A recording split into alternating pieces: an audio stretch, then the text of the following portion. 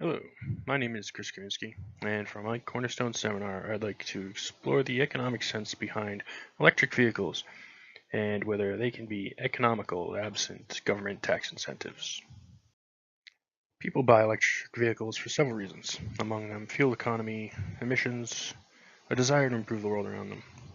Tax incentives currently exist to entice consumers to purchase electric vehicles, but these expire.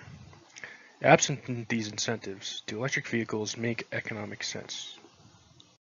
A number of my friends have recently purchased Tesla electric vehicles, which are commonly considered to be a more luxury brand vehicle. But I have some family and friends who are considering purchasing economy class vehicles to replace gasoline vehicles as daily commuter cars, cars aimed at trips between 50 to 100 miles back and forth to work, etc. When I began this paper, I was going to focus exclusively on Tesla.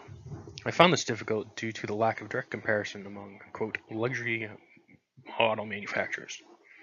Ford Motors, however, offers a vehicle, the Ford Focus Electric, that is produced in both forms, gasoline and electric, and so allows a direct price comparison. As you can see here, the purchase differential of the electric over the titanium is almost $5,000. Absent tax incentives and having established a nearly $5,000 price premium, what is the break-even price and mileage for an electric vehicle? Based on summer-fall 2018 energy prices, including gasoline and electricity, you would need to drive nearly 200,000 miles to recoup your investment with purchasing a Ford Focus Electric. Longevity is another issue with electric vehicle batteries. I was not able to find reputable data on charge-recharge cycles of electric vehicle batteries, but I did note that Ford offers an 8-year, 100,000-mile warranty on their Ford Focus vehicle battery. I would note that this is less than half of the expected return on investment period of the purchase of the vehicle. In the financial world, a truism is past performance is not indicative of future results, and this also applies to the energy industry. Drivers with long memories might remember 98 cents a gallon gasoline, but probably remember $4 a gallon gasoline more vividly. Though prices today are far off of the highs, continued expenses in exploration, mining, and drilling could make extracting oil and refining gasoline uneconomical. I would like to note, however, that the electric vehicle, in this case, for our trip of 384 miles, the electric vehicle would produce approximately 25% of the CO2 emissions of the gasoline vehicle for the equivalent trip.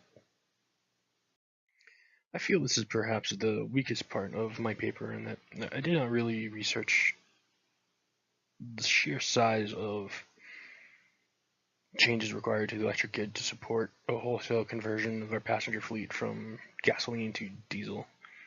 I felt that it was a bit out of scope and sort of detracted from the argument of the affordability. It does play into the longevity and effectiveness of a conversion to electric vehicles as a nation, but did little to address the timeliness of does a purchase today of a vehicle that may or may not be available with a tax credit make economic sense to a consumer.